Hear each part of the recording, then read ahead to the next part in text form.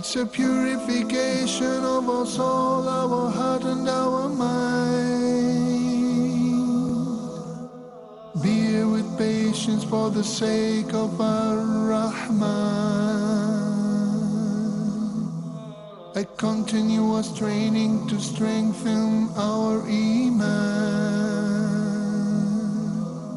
With the most sincere devotion and love we fast. To be cleansed. Assalamu alaikum wa rahmatullahi wa barakatuh, dear viewers. Hello and welcome to your program, Ramadan Changed Me. This episode is entitled Being Positive and Keeping Steadfast after the end of the great holy month, and not just during Ramadan. After all, we all want to say together at the end of Ramadan, Ramadan changed me. Ramadan changed us. Now, it's time to introduce you to our life coach and our self-development trainer and psychotherapy specialist, Sheikh Ramiz Ibrahim. Assalamu alaikum. Wa alaikum salam wa rahmatullahi wa barakatuh. And to our brothers in the studio who've been with us since the beginning of the program and will be with us through the end, inshallah. And we thank them really very much for this. Brothers Abdullah Adiyami, Amr Abdel Ayal, Ashir Saeed, and Sharif Hamdi. Assalamu alaikum wa rahmatullahi wa barakatuh. Thanks for being here. Coach. I think this episode would be something along the lines of keeping positive and steadfast after Ramadan. Before I get into the nitty-gritty of that matter, one of the reasons I actually left London or England in 1995 was to seek and find myself. I was too busy with people who knew me more than I knew myself. And I had to leave to go to a place where no one knew me and I never knew them. To find out the real me, how I react in situations with people I have no clue about, and they are strangers to me. When I arrived at my destination, which should have been with the Aborigines in Australia, I ended up in Camp America in Michigan. And this was a camp for children who have been involved in serious violence or serious sexual abuse and whatnot. I was welcomed by people who I never knew at all. I never knew them. And within a few days, I was loved by the same people. But it was difficult for me to receive that love. Very difficult to receive. The love is there, but it's difficult to receive. I can't accept that somebody or someone or a group of people love me that much. I found it to be fake because of my life in England. So I thought to myself, actually, I was 28 years old and actually started saying things like a child would say, oh, you're going to give up on me too. That's the kind of attitude I had. You're going to leave me too. You're going to give up on me also. So my response to that was very fake. I said, yeah, okay, yeah, you love me, okay, I love you too. But it wasn't like, you know, the group, the guys and girls were groups, and I wasn't practicing then at all. And I went, that's where I found Allah, really. SubhanAllah. Alhamdulillah. So I had to do something to actually challenge myself. I had to find myself. And one of the things that was available to me was an assault course. Now you may think, okay, that's a nice assault course. What's wrong with that? You're jumping over things like a leadership course where they teach you to overcome your fear. This, however, assault course was 50 foot in the air. 50 feet in the air with a cargo net and tree-to-tree planks and ladders and slides and things. I was on a harness, obviously. And it was scary. It was scary. And I found myself saying, Ramiz, if you do this, you'll always be positive and find it easier to overcome obstacles. So I pushed myself. Even though I felt the fear, I still did it. And I said, if I'm going to die, I'm going to do it. If I get hurt, I'm still going to do it. I don't care. This is the breaking point of myself. And there was no one to actually tell me that I couldn't do it. And there was also people there that didn't tell me that I could do it. It was all about me, my mental state, my mindset. So I did it. Then challenging myself further, I did it backwards. I did it blindfolded. In any way that I could possibly imagine, that kind of challenge. Amazing. And I jumped off, no, not 50 feet, but I jumped off the step when they bring you down. And I would run around like a football player who just scored a goal. So people are like, well, what's wrong with that? You just done, but for me, it was just an achievement. After that, I feel like I want to see that now. Sorry? I feel like I want to see it on tape now. I had it on video, but it's gone now. It was a long time ago. And I furthered my challenges to myself by jumping on a jet ski and telling the guy, when you ride forward full speed, when you turn, I'm going to come off. because I love the feeling of jumping off and in the water, you know. Then I did it with a V8 motorboat with a black tyre. And it was just, every step of the way, I was getting more and more positive. The turning point of my life, of being there, was when I found a proverb on the back of a sugar packet one night, making a cup of tea. And it said, and I still remember it now, and I wrote it down, it's better to try and fail and do nothing and succeed. Meaning, it's better to try and make mistakes than do nothing and succeed in doing nothing. So it's better to go for it. They keep thinking, I'm not going to achieve, I'm not going to achieve, I'm not going to achieve. And that was my turn. And I've Sheikh, that there's also a proverb that says, it's better to have loved and lost than never to love at all. Right. Yeah. It's better to have and not need it than to need and not have it. And wallahi, I've never looked back since. I've never looked back. And yes, I've been in predicaments, I've been in situations, I've been lows, I've been highs, I've been fearful and full of guilt as well. But it made it easier for me to overcome these things. It made it to overcome the fear and the guilt. We all suffer from it by degree. But I lowered my degree of getting over it by going on the challenging myself all the time. And I'm still challenging myself. And brothers and sisters, you have to understand that when intentions become embedded in one's heart, nothing can happen but powerful, personal miracles within yourself. And I can vouch for that. So when Ramadan ends, and we see our friend taken away until next year, will we see our friend again? Don't let the shaitan come to you and say, don't worry, next year. Don't worry about the Quran. You can do it also next year. You may have felt, oh, I haven't read much of the Quran. And the shaitan will come, okay, you might as well leave it till next year now, because you're not going to finish it. You won't be able to finish it in the next half, 2 weeks, whatever. But you can. You can. The question isn't you can't. The question is, will you or won't you? Will you at least try and make the mistakes in maybe not doing it, or do nothing and succeed in doing nothing? Succeed in not reading it. Okay, at least try. And, you know, the tawfiq min Allah, success from Allah. Because who knows if we'll be alive next year or not. So the things we can do to keep us strong after Ramadan, inshallah, as well as to next Ramadan, is set yourself a program to read Quran every day. Okay? Why you can't read 5 pages a day? Or 1 page a day? No, you're telling me that no one can read 1 page a day after Ramadan? Or do you know, just 1 page? All right? 1 verse, subhanallah, depending on your ability. Learn 1 hadith a day. Learn an Arabic word each day. Do 1 act of charity each day. Visit someone who's sick. Go to a janazah. I'm sure if you go to the mosque, they'll give you plenty when the next one's due, when it's coming, people have rang them up. Fast on Mondays and Thursdays. Stop your friends and family when they backbite and do something. And join the good and forbid the evil. At least the basics that you were able to do. And don't fear the blame of the blamers. Okay? Learn something new in the deen and give da'wah and education. Sponsor an orphan and be friends with them. Visit prisoners. Give them some kind of hope. You know, there's someone on the outside thinking about you. You know? Muslim and non-Muslim. You can, for a Muslim to visit a non-Muslim, imagine you ring the prison up and I say, I'd like to come do a visit. And I'd like to see 5 of your prisoners. They'll be happy to see you. And who are you? I just thought of just visiting you guys, because I'm sure you feel lonely or whatever. They might tell you to get lost, or they may say to you, oh, thank you for coming to visit me. First we'll get this phone call from Manar from Canada. And Manar is an 8-year-old. Bismillahi ma sha Allah. Assalamu alaikum wa rahmatullah, Manar. We as a family are listening to the program. I would like to ask about my sisters who want to change and listen to my mom, but they don't. Manar, could you repeat again, please? Could you say what you said again?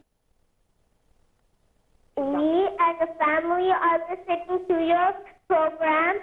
I would like to ask about my sisters who want to change and listen to my mom, but they don't. They have positive attitude, but they don't follow it. What advice will you give to me and my sisters? Bismillahi ma sha Allah. Thank you. Thank you, Manar. And we'll also take this phone call from Sumaya from from Saudi Arabia, and then Sheikh Ramiz Ibrahim will be replying. Assalamu alaikum wa rahmatullah, Sister Sumaya. Wa alaikum assalam. My question is that, Sheikh, some people think positive about themselves, but they think negative about other self. What's the reason behind this? Right. Thank you, Sister Sumaya. She was asking, why is it that sometimes we have a good perspective of ourselves, positive about our own selves, but not about others? But we want others having negative against us. We think good about ourselves, but not about others. Exactly. But first to the second part of the show, because we have to take a very quick break right now. Stay tuned, dear viewers. With patience for the sake of our Rahman. With patience for the sake of our Rahman. A continuous training to strengthen our iman. Assalamu alaikum wa rahmatullahi wa barakatuh, dear viewers. Again, welcome to the second part of the show. As a life coach and psychotherapy specialist, Sheikh Ramiz Ibrahim was saying, we'll be discussing how he will be guiding us and giving advice how to overcome guilt and fear. Indeed, this is also a very continuous process. We talked about introducing yourself to yourself, making the intention to change, self-development, the techniques, and controlling anger and rage, and managing time and so on, talking here about being positive. We'll do that. But first we'll get this phone call from Manar from Canada. And Manar is an 8-year-old. Bismillahi, mashallah. Assalamu alaikum wa rahmatullah, Manar. Walaikum. We as a family are listening to the program. I would like to ask about my sisters who want to change and listen to my mom, but they don't. Manar, could you repeat again, please? Could you say what you said again? We as a family are listening to your program. I would like to ask about my sisters who want to change and listen to my mom, but they don't. They have positive attitude, but they don't follow it. What advice will you give to me and my sisters? Bismillahi, mashallah. Thank you. Thank you, Manar. And we'll also take this phone call from Sumaya from Saudi Arabia, and then Sheikh Ramiz Ibrahim will be replying. Assalamu alaikum wa rahmatullah, Sister Sumaya. Wa alaikum assalam. My question is that, Sheikh, some people think positive about themselves, but they think negative about other self. What's the reason behind this? Right. Thank you, Sister Sumaya. She was asking, why is it that sometimes we have a good perspective of ourselves, positive about our own selves, but not about others? But we want others having negative against us. We think good about ourselves, but not about others. Exactly. But first we want to answer Manar from Canada. Manar was asking about obedience or something? She was saying that she wants to change, and they as a family all want to change. So what advice, but they're finding hard to do. So what advice would you give to her, to Manar and her sisters and well, I think it's a general view. I mean, the first point we have to notice here is that they've made the intention, they want to change by saying, verbalizing, we wish to change. Next question, how do we change? This is a long process, and process will start once you find out more about yourself, things you wish to change about yourself. I think we're talking about steps and exercises of how to find out more about yourself, to actually notice what is wrong within yourself and change, and having baby steps towards the change of that particular thing you don't like about yourself or you wish to change about yourself. But definitely things are very right with Manar and her family. Well, alhamdulillah, for an 8-year-old to actually ask that question, I think you have no troubles whatsoever, and the future won't be bleak, but inshallah, by the permission of Allah subhanahu wa ta'ala, you'll be successful, because you've already started at such a young age, inshallah. The second question is why sometimes we look at ourselves positively and when we look down upon others. If it is that way, then I'm sorry, but that is arrogance. You feel yourself special and you think yourself good, but you look down upon others. But the more you have mercy, the more you feel powerful, the more you... It's like if you can crush an ant and then you crush it, you think you've succeeded in something?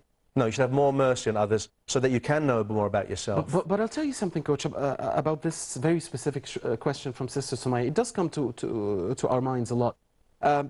One of the things about being positive is not just about being positive about yourself, but also having a will to change those around you to the better. So sometimes when you think that you know what's best for your family, for your very small inner community, Yes.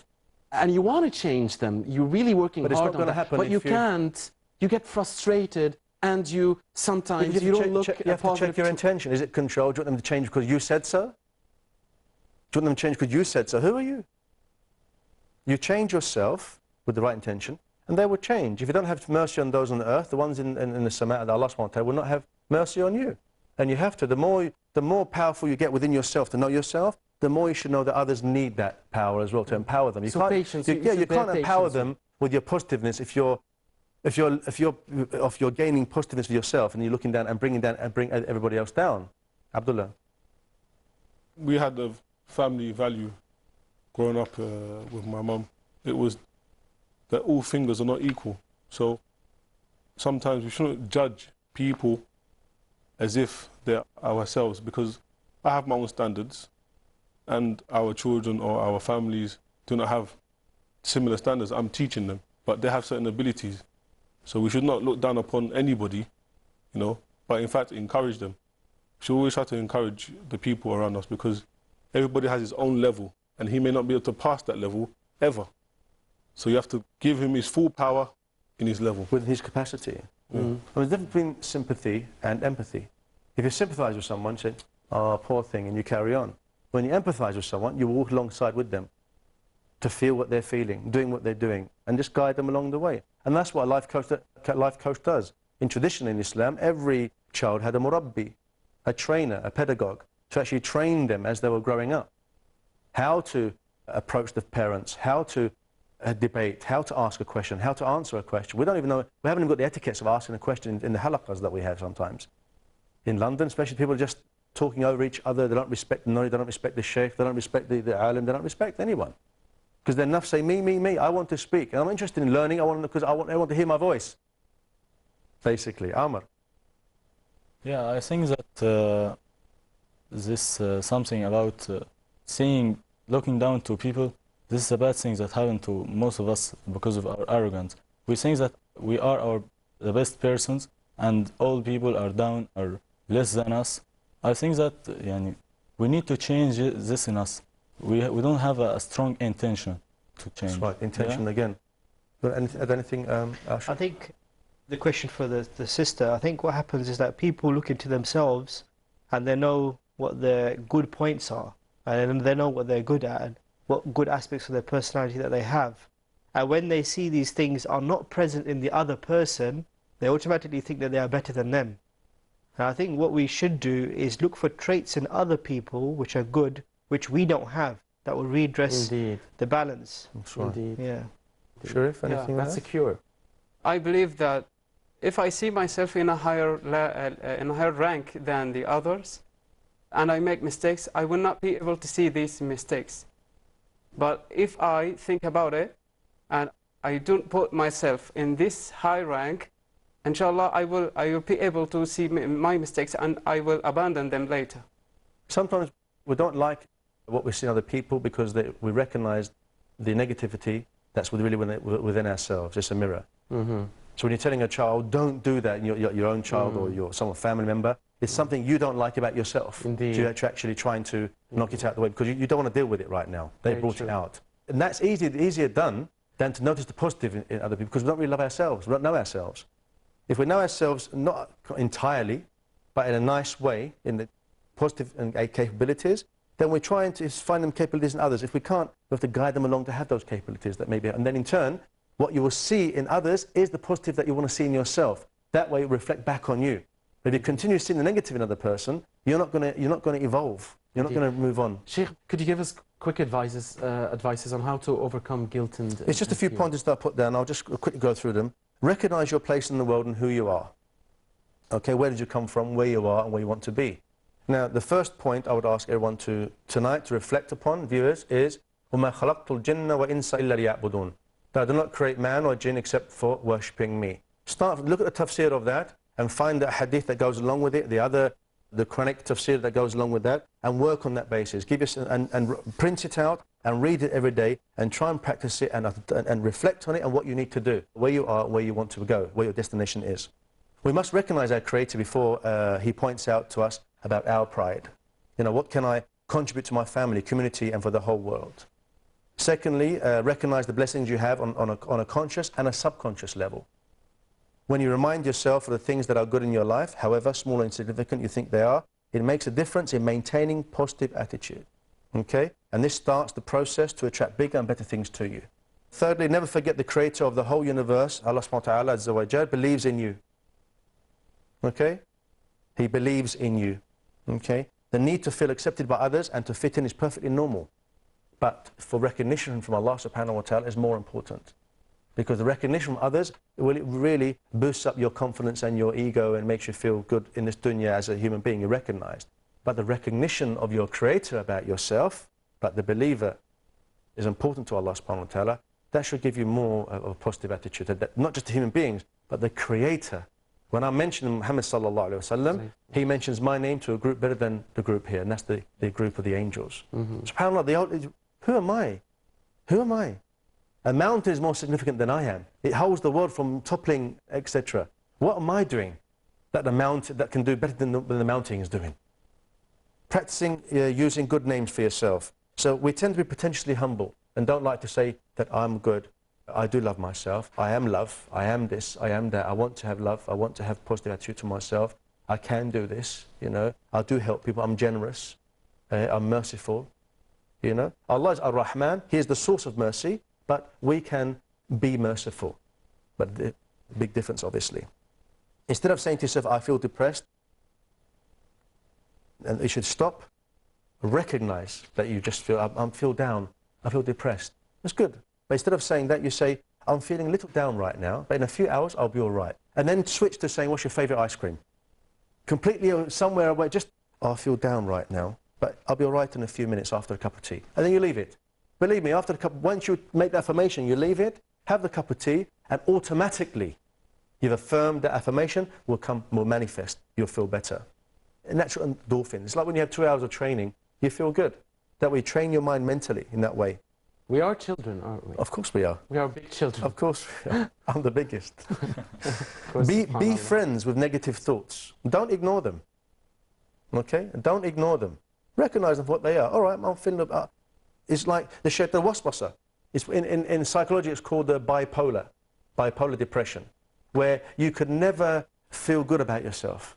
You have these thoughts, you're no good, you're not an achiever, you're a dreamer. You can't. And then, obviously, it's easier to bat them away now in the month of Ramadan. After Ramadan, it's going to get worse. It's worse. Just a couple of more. Make things happen. Do not belittle any small action. Activate your plan. Okay? And how small it may be. And I'll leave you with two things quickly. Is that you have a choice of being two people on Judgment Day. You can be like the person that Rasulullah sallallahu alaihi wasallam said about Hal tadrun al-muflis, that do you know who the muflis person, not the poor person, the bankrupt person.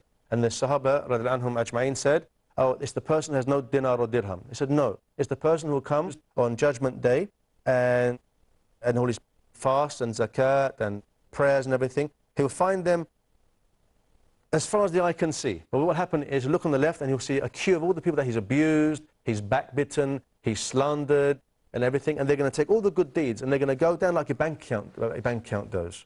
Sheikh, unfortunately, we have to leave it here. Thank you very much, Sheikh Ramiz Ibrahim, a life coach. A special thank you to our brothers Abdullah, Amr, Ashir, and Sharif. Until we meet again, Assalamu alaikum wa rahmatullahi wa barakatuh. Glory be to Allah who sent Ramadan as a mercy to mankind. It's a purification of our soul, our heart and our mind. Bear with patience for the sake of our Rahman. A continuous training to strengthen our Iman. With the most sincere devotion and love we found.